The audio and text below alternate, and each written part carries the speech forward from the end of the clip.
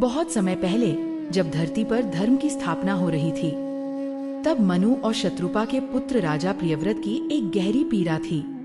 उनके कोई संतान नहीं थी। राजा और रानी ने वर्षों तक तपस्या की, यज्ञ किए, व्रत किए और अंततः उन्हें एक पुत्र की प्राप्ति हुई। लेकिन वह बालक जन्म लेते ही मृत हो गया। रानी प्रियव्रता शोक में डूब गईं और विलाप करते हुए कहने लगी, हे प्रभु, यदि मातृत्व अधूरा रह जाए तो जीवन का क्या अर्थ। तभी आकाश से एक दिव्य देवी प्रकट हुई।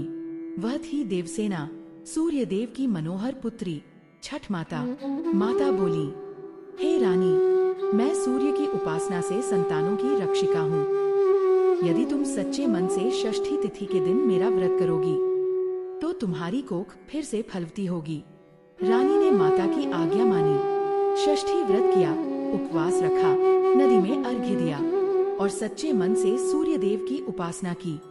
कुछ ही समय में रानी को एक तेजस्वी पुत्र की प्राप्ति हुई, जो दीर्घायु और तेजस्वी हुआ। तब से लोगों ने इसे छठ व्रत के रूप में मनाना शुरू किया।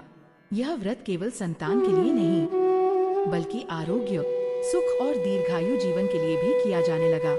भक्तजन नदी में उतरकर सूर्य को अर्घ्य देते हैं, क्योंकि सूर्य ही है जीवनदाता और उनकी किरणों में ही बसता है अमृत। कहते हैं, जो श्रद्धा से छठ माता की पूजा करता है, उसके घर में कभी अकाल मृत्यु नहीं आती। स्वयं यमराज भी उस घर में प्रवेश नहीं करते जहाँ छठ माता का नाम लिया जाता है।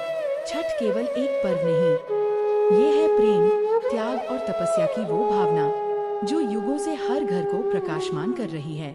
आज भी हर वर्ष छठ के चारों दिन भक्त उपवास, स्नान और सूर्य अर्घ्य करते हैं और माता छठ से यही प्रार्थना करते हैं, हे छठ माता, हमारे परिवार पर अपना आशीर्वाद बनाए रखना, सूर्य की किरणों से हमारी आत्मा को प्रकाशित करना।